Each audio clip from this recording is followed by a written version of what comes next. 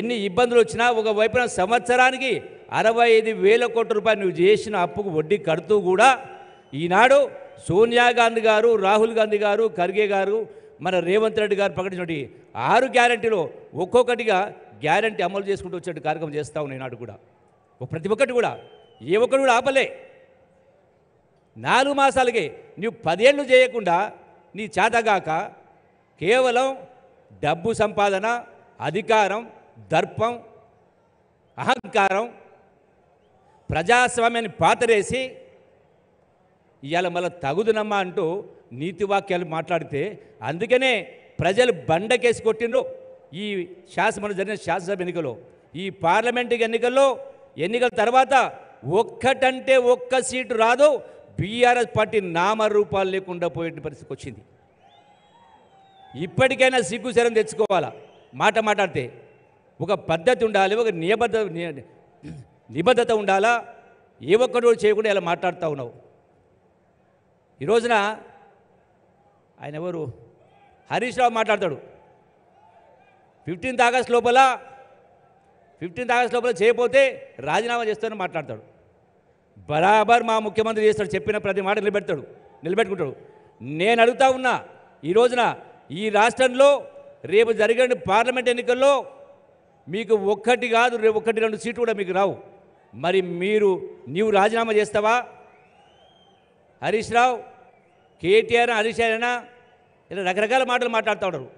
ఈ రోజున ఈ జిల్లాలో, పాలమూరు జిల్లాలో ఎట్లయితే రేవంత్ రెడ్డి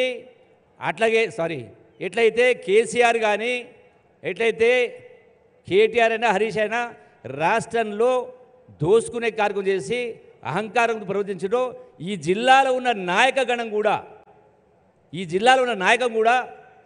అడ్డగోలుగా దోసుకునే కార్యక్రమం చేసి ప్రజలను పట్టించుకోకుండా అహంకారంగా ఇష్టారాజ్యంగా కేసులు ప్రజల్ని బీభత్సంగా చేసిండ్రు. అడ్డగోలు కేసులు పెట్టి హింసించే కార్యక్రమం చేసిండ్రు. ఈ రోజున ఇవన్నీ మీరు చేసిండ్రు కాబట్టే మొన్న వచ్చిన రిజల్ట్ కంటే మీరు ఇంకా పాతాళానికి పోతూ ఉన్నారు. పార్లమెంట్ ఎన్నికల్లో మీకు పుట్టగతులు ఉండవు. ఖచ్చితంగా ఈ ప్రభుత్వం ప్రజాప్రభుత్వం. సోనియా గాంధీ గారు, రాహుల్ గాంధీ గారు ఇలా భారతదేశానికి త్యాగాల కుటుంబం. ఖచ్చితంగా ఈ ఎన్నికల్లో ఎవరికైనా ఓటు అడిగే హక్కు ఉంది అంటే అది కాంగ్రెస్ పార్టీకి తప్ప, కాంగ్రెస్ కార్యకర్త తప్ప, ముఖ్యమంత్రి రేవంత్ రెడ్డి తప్ప ఇంకొకరి ఓటు అడిగే నైతిక హక్కు లేదు. ఎందుకంటే బీఆర్ఎస్ పార్టీ 10 సంవత్సరాల పరిపాలన చూడడం జరిగింది. అట్లాగే బీజేపీ పార్టీ కూడా ఈ దేశాన్ని మతం పేరు మీద, కులాల పేరు మీద చిచ్చు పెట్టే కార్యక్రమం చేసి ఏ ఒక్కడు చేసింది లేదు. గ్రామీణ వాతావరణంలో ఇలా ప్రజలు చదువుల పేరు మీద, ఆరోగ్యాల పేరు మీద లక్షల రూపాయలు అప్పులు చేసి ఆస్తులు అమ్ముకొని పుస్తకాలు కార్యక్రమం జరుగుతూ ఉంది. ఏం ఒరగబెట్టింది బీజేపీ పార్టీ? ఏ ఒక్కటి చేయలే. జన్ ధన్ ఖాతాలని 10 లక్షల రూపాయలు ఇస్తామన్నారు. ఈనాటికి ఒక్కటి చేయలే. అందుకనే ఈ ఎన్నికల్లో బీజేపీ పార్టీ కూడా 100% ఉత్తర భారతదేశంలో కాదు, ఇలా దక్షిణ భారతదేశంలో కూడా ఈనాడు ఆ ప్రభుత్వం కూడా అధికారం కోల్పోబోతూ ఉంది. అందుకనే ఈనాడు ఈ ఎన్నికల్లో ఖచ్చితంగా మనమందరం కూడా కాంగ్రెస్ పార్టీకి గౌరవ ముఖ్యమంత్రి రేవంత్ రెడ్డి గారి నాయకత్వాన్ని బలోపేతం చేస్తూ రాహుల్ గాంధీ గారిని ప్రధానమంత్రి చేయాల్సిన అవసరం ఉంది. ఇంకొకటి ముఖ్యమంత్రి గారు మీ దృష్టి చేస్తా ఉన్నా, కేసీఆర్ పాలమూరు ప్రాజెక్టు 10 ఏళ్ల నుంచి పండబెట్టిండు. అది ఒకటే కాదు, తుమ్ముళ్ళే లిఫ్టు 81,000 ఎకరాలు బారాల్సింది. ఈనాటి కూడా దాన్ని ఊసేయలేదు. రిజర్వాయర్ లేదు.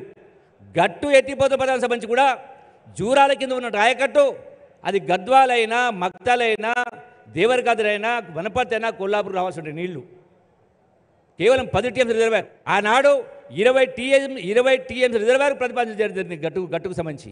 1 TMCకే వచ్చింది. అది కూడా ఇప్పటికి ఇంకా పునాదశలో ఉన్నది. అట్లనే ఈనాడు పాలమూరు ప్రాజెక్టు సంబంధించి కూడా ఆనాడు 2 TMC ప్రతిపాదించడం జరిగింది. దాన్ని తగ్గించి ఈనాడు 1 TMCకే పెట్టిండ్రు. అట్లనే ఈనాడు 1/2 TMC యొక్క డిండి ఎత్తిపోతలకు కూడా మళ్లించాల్సిన అవసరం ఉంది, శ్రీశైలం బ్యాక్ వాటర్స్ నుంచి.